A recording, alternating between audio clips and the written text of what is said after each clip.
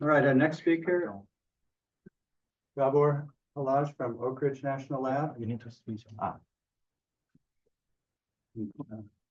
30 minutes? Okay, thank you very much for the introduction and also for the opportunity to present my work here. The pointer, yes.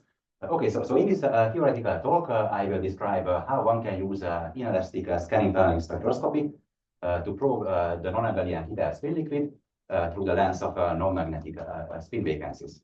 Before I start my talk, let me thank my collaborators on this project. So there is Benham Kao, who was at Minnesota at the time of this work, but since then has moved on to Wisconsin. And there is Natasha Perkins, who is, of course, still at Minnesota.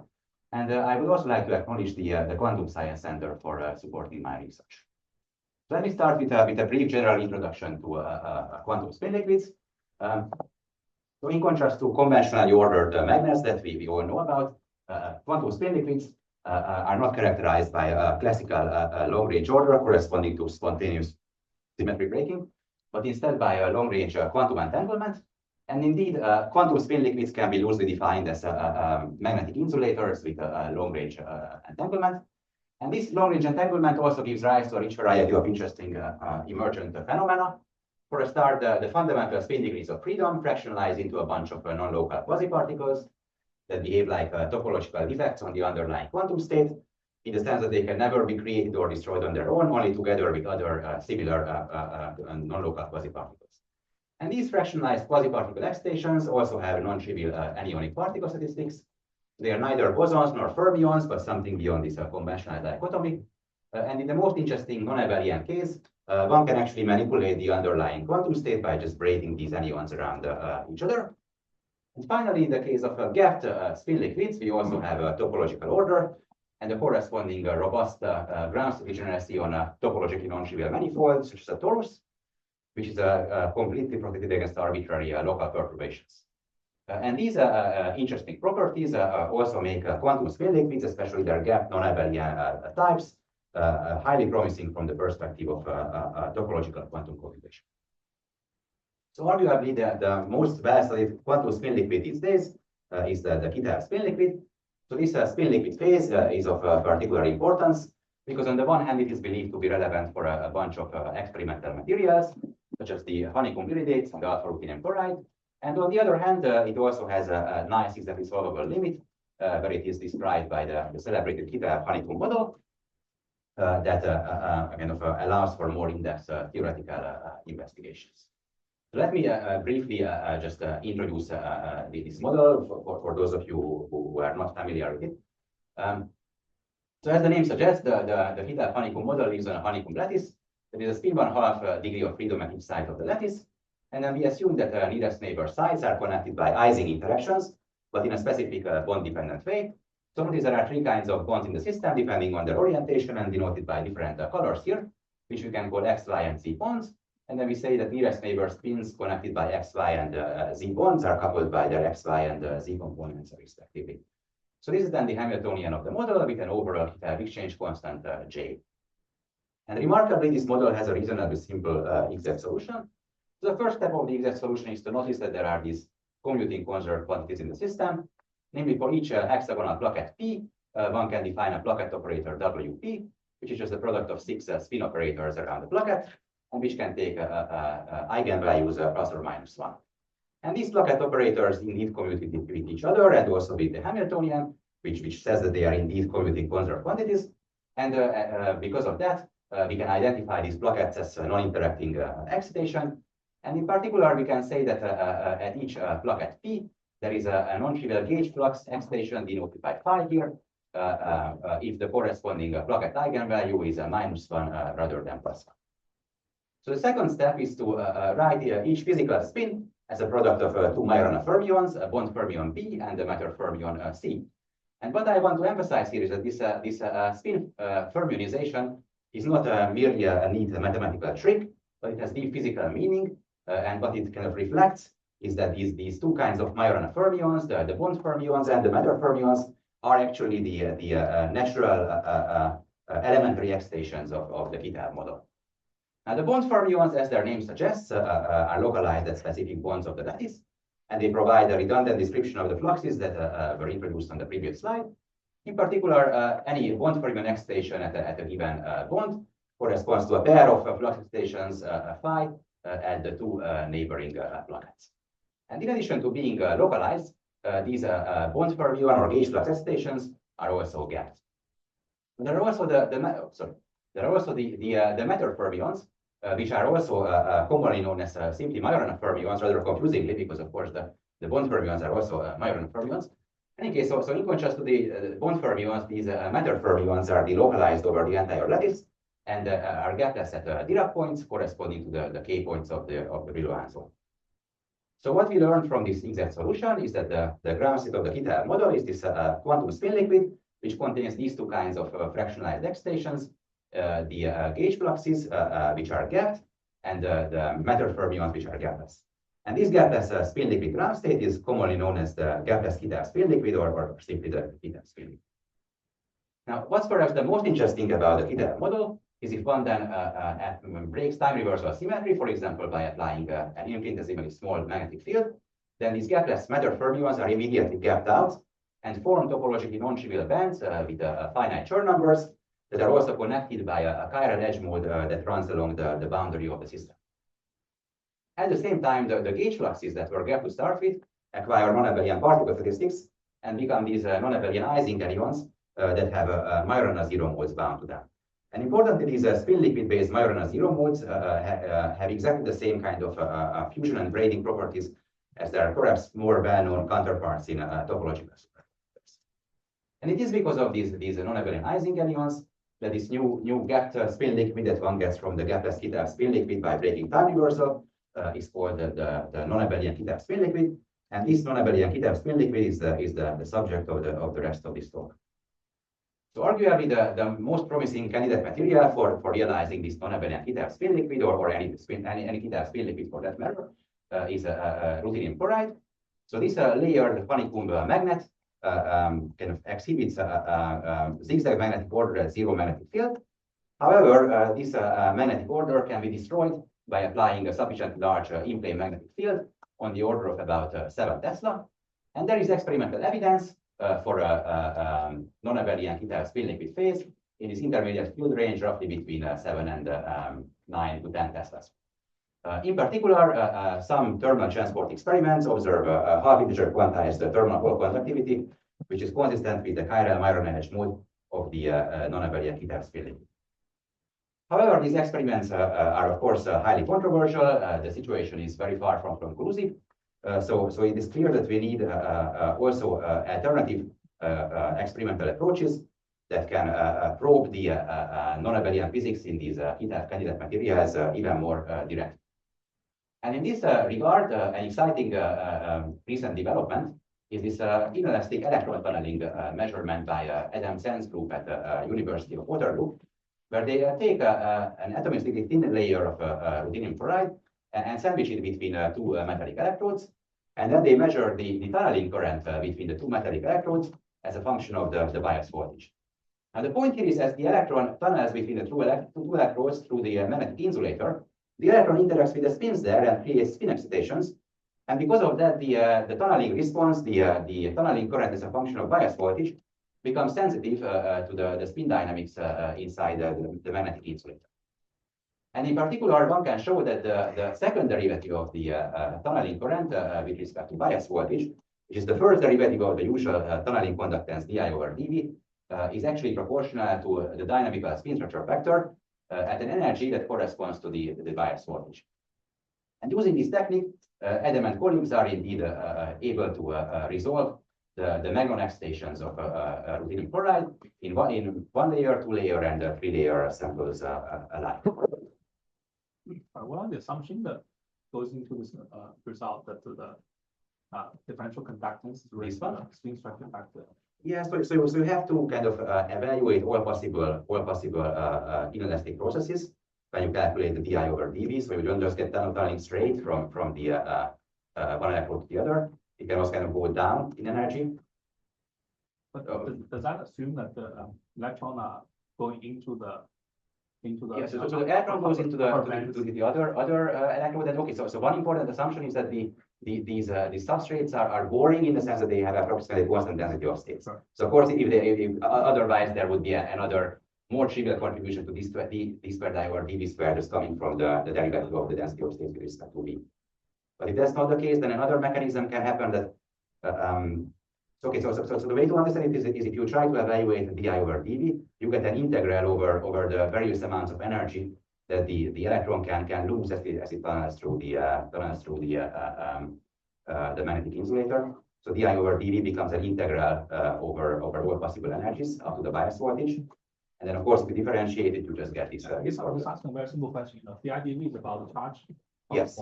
While S is the spin structure factor. How are the Yes. Okay, so what happens is that the electron spin interacts with the localized spin. So it's just a Kondo coupling basically. I see. Electron in the Yes. lead. In the lead. Yeah, electron as it travels from one lead to another, it goes through this. So it's like a photonic process, a second order process. But at the intermediate step, there can be a spin. Okay. Okay. And then therefore it basically induces a spin flip in the so the electron spin flips, and it also flips at the same time the localized spin in the spin liquid that corresponds to the dynamic spin. Does it involve basically the double and whole excitations in the Kitaev material or not? It's still spin excitations. It's below the charge gap. So it's there are some recent STM experiments where they go above the charge gap and they actually do. Maybe you have seen those Masuda experiments. This is different. So here we are at very small bias voltage. We are running through the spin liquid. So there are no charge carriers created, only as version excitations. But in the final state does not contain any charge carriers. It's just spin excitation. So it's a spin flip which creates two spin-ons. That's the voltage chart. Okay, so already before this crucial experiment, people have been theoretically studying local versions of this inelastic tunneling spectroscopy, where one would substitute one of these metallic electrodes with an STM. And in this case, the second derivative of the current with respect to voltage becomes proportional to a local version of the dynamical spin structure factor, which corresponds to this small region just below the STM. And the locality of this kind of measurement is useful. Because it can provide more information about spin dynamics, especially in systems that are disordered or inhomogeneous. So, for example, in this nice paper by Feldmayer et al., they propose to be able to probe the chiral Myron edge mode of the non-Abelian Kitaev spin liquid by using this inelastic scanning tunneling spectroscopy to measure the spin dynamics, local spin dynamics, both at the edge and far away from at the edge in the bulk, and then comparing the two measurements. So in our work, we propose to probe the non-Abelian Kitaev spin liquid through a combination of this inelastic scanning tunneling spectroscopy and also non-magnetic spin vacancies. So spin vacancies are useful for two reasons. The first of all, it is known that they can be introduced in controlled concentrations into promising candidate materials like alpha ruthenium chloride. And also, because it is also known that at least for the exactly solvable Kitaev model, each spin vacancy binds a gauge flux, which in the non-Abelian phase of the model immediately becomes a non-Abelian anion corresponding to Myron zero. And what that means is that measuring this kind of inelastic tunneling response close to vacancies can reveal not only the Kitaev spin liquid itself, but also its vacancy-bound Myron zero. And indeed, by calculating this inelastic scanning tunneling response close to spin vacancies, we find a number of characteristic features which reflect the Kitaev spin liquid and its Myron zero. In particular, we identified a well-defined peak close to zero bias voltage, with the bias voltage and intensity both increase with the concentration of the vacancies. And this quasi-zero bias peak, as we call it, directly originates from the Myron zero modes bound to spin vacancies. And as far as we know, is the closest analog of the celebrated zero bias peak that people have in topological superconductors, which additionally also reflects the fundamentally fractionalized nature of these spin liquid-based Myron zero modes. Moreover, we also highlight a single fermion one-hop singularity at a higher bias voltage, which confirms the existence of emergent fermion excitations in the Kitaev spin liquid and also reveals their characteristic energy scale. So let me then briefly sketch our proposed experimental setup. So as in all these previous works, we assume that the non-Abelian Kitaev spin liquid forms a tunneling barrier between an STM tip and the metallic substrate, and that the tunneling current between the tip and the substrate is measured as a function of bias voltage. Also, we consider these inelastic processes where the electron tunneling between the two metals through the spin liquid interacts with the spins there and creates spin excitations. What's new, however, in our works compared to the previous papers is that we also consider this finite density of vacancies inside the non-Abelian Kitaev spin liquid, each vacancy binding this gauge flux, hence non-Abelian anion corresponding to a Majorana zero. And also for simplicity, we assume that the STM is always directly above a vacancy, and that any significant tunneling to the spin liquid just happens to the three nearest neighbor sides with respect to this empty vacancy side. These assumptions are not essential, they are just for simplifying the calculation. But if we take these assumptions, then what we find is that this inelastic scanning tunneling response, the second derivative of the current with respect to voltage, becomes proportional to the sum of all possible local spin structure vectors among these three neighboring sites around the vacancy at an energy corresponding to the bias voltage. And of course, each spin structure factor is just the temporal Fourier transform of the corresponding spin correlation function. So in the rest of this talk, I'm going to just use a spin correlation function and spin structure vector interchangeably. And one more thing I want to mention here is that in order to get a typical scanning tunneling response, we also do extensive disorder averaging. So for each disorder realization containing a finite concentration of these vacancies randomly based, we calculate the STM response at each individual vacancy, and then we average over those results. Moreover, we consider 500 such disorder realizations with different random positions of the vacancies, and then we average over those disorder realizations too. Okay, but in order to calculate any of these STM responses, we first need some local spin correlation functions, and for that we first need a well-defined microscope.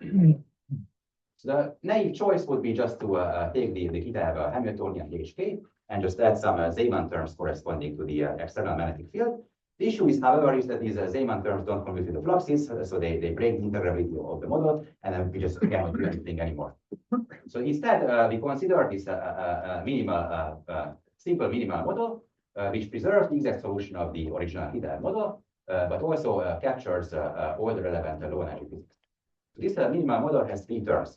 The first term is just corresponds to the original Kitaev model and contains the usual one-directional spin interactions.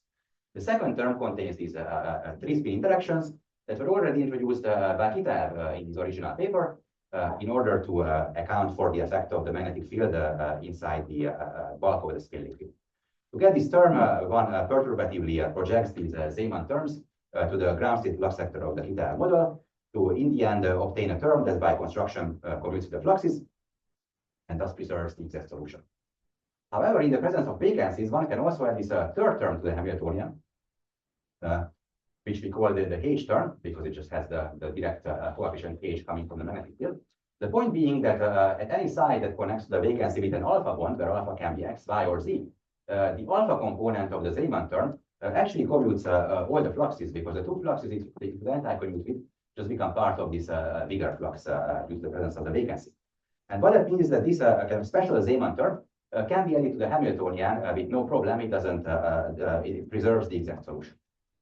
And the reason that these special Zeeman terms contain these special spin components, which we call dangling spin components, that when written in terms of the Majorana fermions, as I showed on one of the first slides, they decompose into a matter fermion as well as a kind of special kind of bond fermion, which is unpaired or dangling, and which does not correspond to any flux excitations, but instead in the pure Kitaev model is entirely decoupled from the rest of the system. And then the role of this H term is to take each of these dangling bond fermions and just couple it to the matter fermion at the same site, as shown on this picture here, first discussed in this paper. So this picture also makes it clear that it is not only possible, but also in a sense necessary to add this third term to the Hamiltonian. If we didn't add this term, then all these dangling bond fermions would just remain there completely decoupled, and they would lead to an extensive unphysical degeneracy. The last term, the special term you're adding, that actually things around the vacancy. Yeah, so for example, here, which connects to the vacancy with the Z bond, you just add the sigma Z part of the Zeeman field. And that one actually preserves the exact solution. because there are no fluxes there that you couldn't tackle. So, without that term, maybe there's some degeneracy. Without that term, there would be this Majorana fermion here, which is completely decoupled. So if you have n vacancies, then you have three n Majorana fermions, and you have additional CO2 to the 3n/2. That is unphysical. I mean, any small perturbation would completely remove. So that's just an artifact of the fine tuned field. Okay. So now we have our minimal exactly solvable model, and now we are able to now we are in a position to calculate the inelastic spectral response. But first, we need to then consider the local spin correlations of this exactly solvable model. And it turns out that these local spin correlations come in two main types: the bulk spin correlations and the dangling spin correlations, with the final response being essentially the sum of these two kinds of correlation functions. So the bulk spin correlation functions involve bulk non-dangling spin components. So for example, this sigma z operator here, which corresponds to the z bond that is still very much there. This kind of bulk spin component decomposes into a matter fermion and an ordinary bond fermion that corresponds to a pair of fluxes. So for example, if I act with the sigma z operator on my ground state, which had a Plaquette expectation value +1 here indicated by white, and Plaquette expectation value -1 here indicated by gray, because you remember the vacancy binds the flux. Then after the action of the sigma z, both Plaquette eigenvalues have flipped. Now each of these Plaquettes costs a finite amount of energy, and what that means is that these bulk spin correlation functions will be gapped. They will vanish below a finite energy gap. Now in contrast, the dangling spin correlation functions involve these special dangling spin components indicated by tilde here, which decompose into a matter fermion and a dangling bond fermion. And since the dangling, for example, the sigma y operator will correspond to this bond, which is no longer there because of the vacancy. And now again, these dangling bond fermions do not create any fluxes. And what that means is that after the action of the sigma y operator, the system is still in this ground state flux sector, so no flux stations. And that means that the response, the dangling spin correlation function, is expected to be finite all the way down to 0 energy. So now in the remaining slides, I'm going to show you our results for the disorder averaged results for these various spin correlations, starting with the bulk spin correlations. So this plot here shows the disorder averaged bulk spin correlation function against the energy given in units of the Kitaev exchange with 4 different concentrations of the vacancies between 1% and 4%.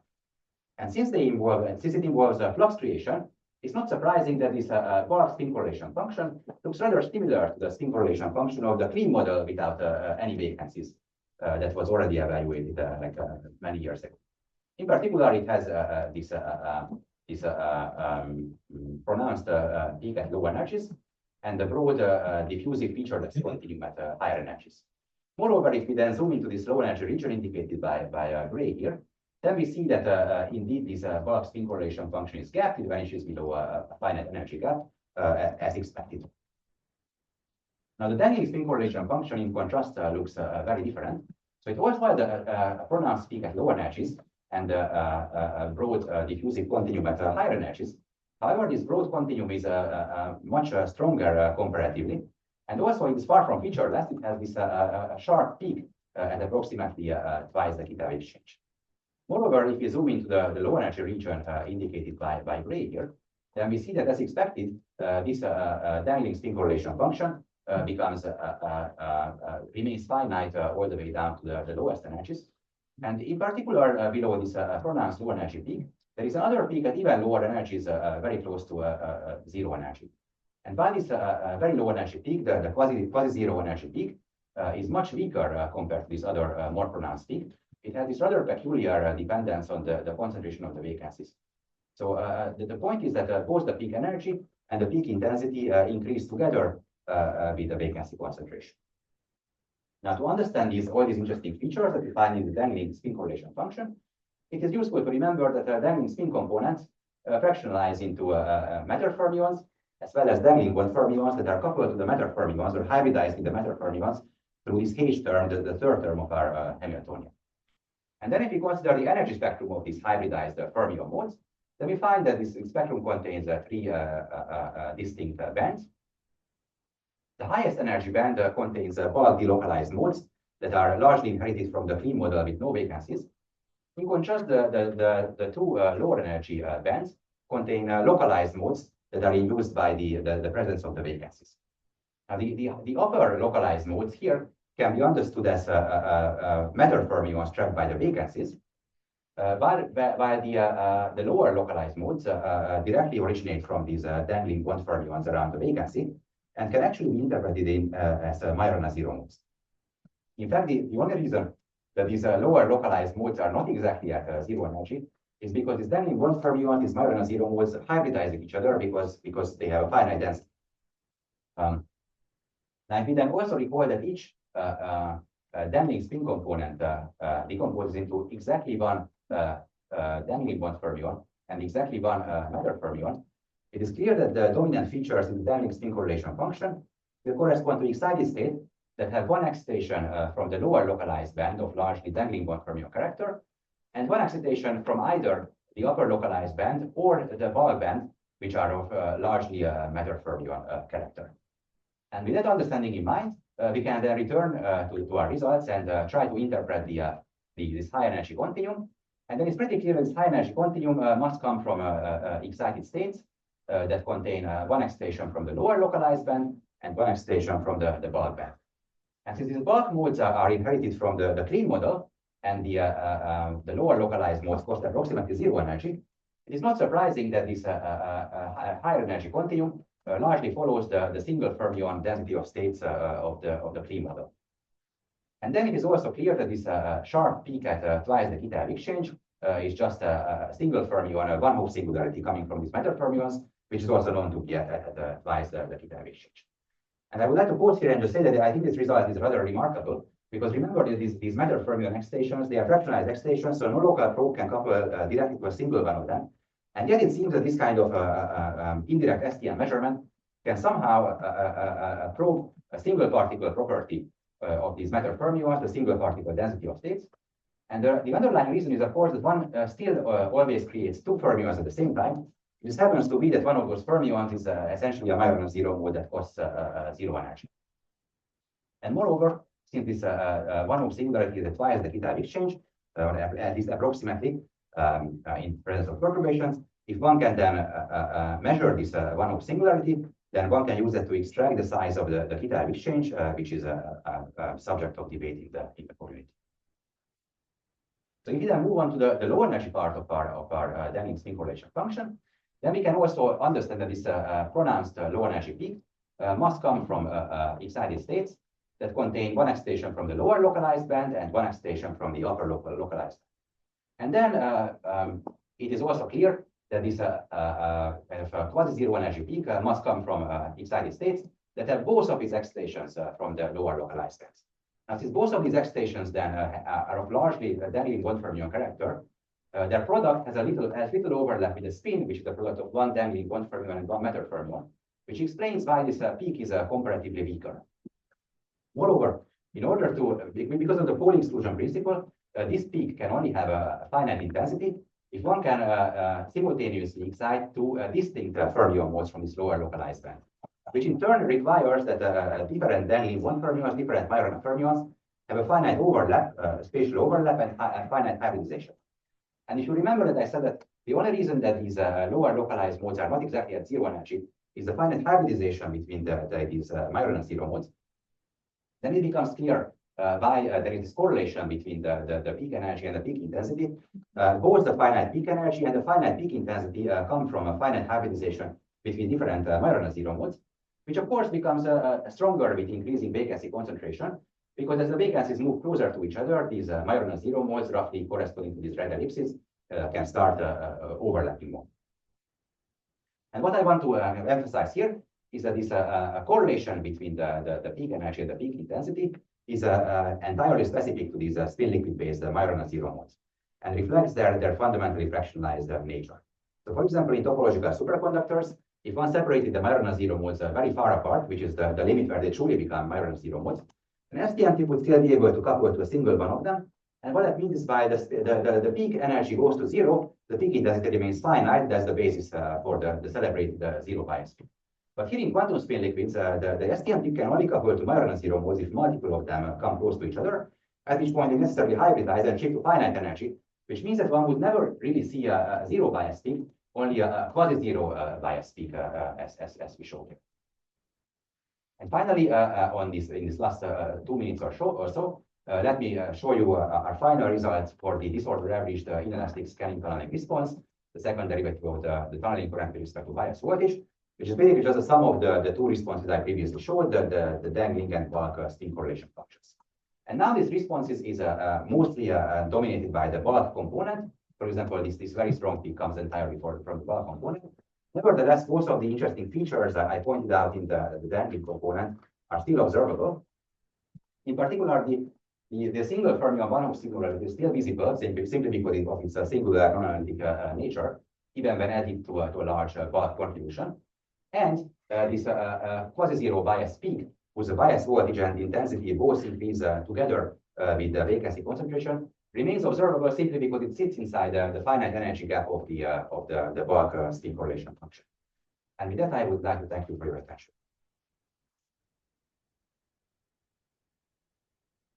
Questions for the speaker?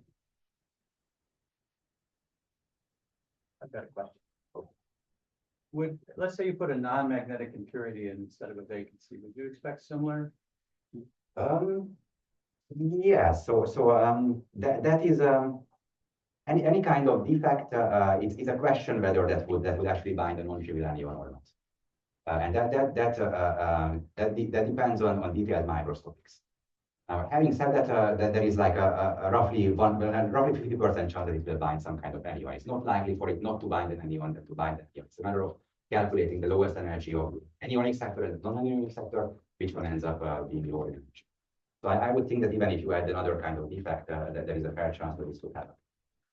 Of course, you don't really know if without knowing the precise Hamiltonian and detailed energetics. Yeah, so if we consider two vacancies in the whole system, and as a function of distance, two vacancies prefer to be close, nearby, or prefer to be far. In the model you consider. Well, are you thinking about like energetics in the Kitaev model? If I move vacancies, two vacancies. That